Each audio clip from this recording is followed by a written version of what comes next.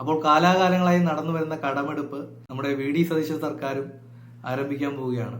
ശമ്പളവും പെൻഷനും മറ്റു കാര്യങ്ങൾക്കുമായിട്ട് കടമെടുപ്പ് ഉടനെ ആരംഭിക്കും. അപ്പോൾ നമ്മുടെ സംസ്ഥാനം ഒരു ഉപഭോക്തൃ സംസ്ഥാനമാണ്. നമ്മൾ അയൽ സംസ്ഥാനത്ത് നിന്നൊക്കെ എല്ലാം പർച്ചേസ് ചെയ്യുന്നു. നമ്മളിവിടെ പ്രൊഡക്ടിവിറ്റി ഇല്ല.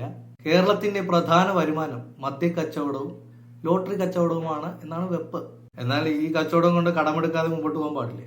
ഒന്നുമില്ല. അതിൽ നിന്ന് ചെറിയൊരു വരുമാനം, മൊത്തം ചെലവിന്റെ ഒരു 20% ഈ ലോട്ടറിയിൽ നിന്നും മദ്യത്തിൽ നിന്നും ഒരുമിച്ചുള്ള വരുമാനം അത്രയൊക്കെ ഉള്ളൂ. ബാക്കി മൊത്തം ഈ കടമെടുപ്പിലൂടെ തിരിച്ചടവ് ഇങ്ങനെ കറങ്ങി കറങ്ങി റൗണ്ടായി ഇങ്ങനെ പോയിക്കൊണ്ടിരിക്കുകയാണ്. ഇപ്പം മൊത്തം പൊതുകടം തന്നെ 10,000 കോടിയിൽ വന്ന് നിൽക്കുകയാണ്. അതിൽ തിരിച്ചടവും എല്ലാം കൂടെ കൂട്ടി ഇപ്പൊ പൊതുകടം എന്ന് പറയുന്നത് 5,000 കോടിക്കടുത്താണ് നടപ്പ് സാമ്പത്തിക വർഷത്തെ പൊതുകടം. ഈ സർക്കാരെങ്കിലും പുതിയ സാമ്പത്തിക സ്രോതസ്സുകൾ നടപ്പിലാക്കുമെന്ന് നമ്മൾ പ്രതീക്ഷിക്കുന്നു. അതിനുള്ള ഒരു കഴിവും പ്രാപ്തിയുമുള്ള ഒരു മുഖ്യമന്ത്രിയാണ് നമുക്ക് കിട്ടിയിരിക്കുന്നത്. ഇപ്പൊ KSRTC തന്നെ സർക്കാർ അങ്ങോട്ട് പൈസ കൊടുത്തിട്ടാണ് ഓടിക്കൊണ്ടിരിക്കുന്നത്.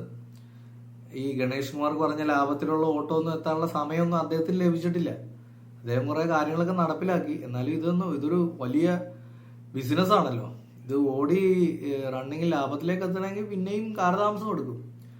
അപ്പോൾ സർക്കാർ അങ്ങോട്ട് കാശ് കൊടുത്ത് ഓടിച്ചുകൊണ്ടിരിക്കുന്ന ഒരു സ്ഥാപനമാണ് KSRTC. അപ്പോൾ അതില് ഫ്രീ യാത്രയൊക്കെ പ്രഖ്യാപിക്കണമെന്നുണ്ടെങ്കിൽ അതിന് ഇരട്ടി പൈസ സർക്കാരിൽ നിന്ന് KSRTCക്ക് നൽകേണ്ടതായിട്ട് വരും. ഇതിനൊക്കെ പൈസ കണ്ടെത്തണം. ഇതൊക്കെ കടമെടുത്ത് മാത്രം കണ്ടെത്തുന്ന ഒരു അവസ്ഥ എന്ന് പറയുന്നത് വീണ്ടും പരാജയം സംഭവിക്കാവുന്ന കാര്യങ്ങളാണ്. അപ്പോൾ ഇതര വരുമാന സ്രോതസ്സുകൾ ഉണ്ടാക്കുന്ന പ്രോജക്റ്റുകളുടെ പ്രഖ്യാപനങ്ങൾ ഉടനെ നമ്മൾ പ്രതീക്ഷിക്കുന്നു. അപ്പോൾ പുതിയ സർക്കാർ അധികാരത്തിന് എത്തുന്നതിന് തൊട്ടു മുൻപ് പഴയ സർക്കാർ കുറച്ച് കടമെടുത്തിരുന്നു. അതിന്റെ കണക്കുകൾ ഞാൻ ഒന്ന് വായിക്കാം. 2,800 കോടി രൂപ കടമെടുത്തിരുന്നു.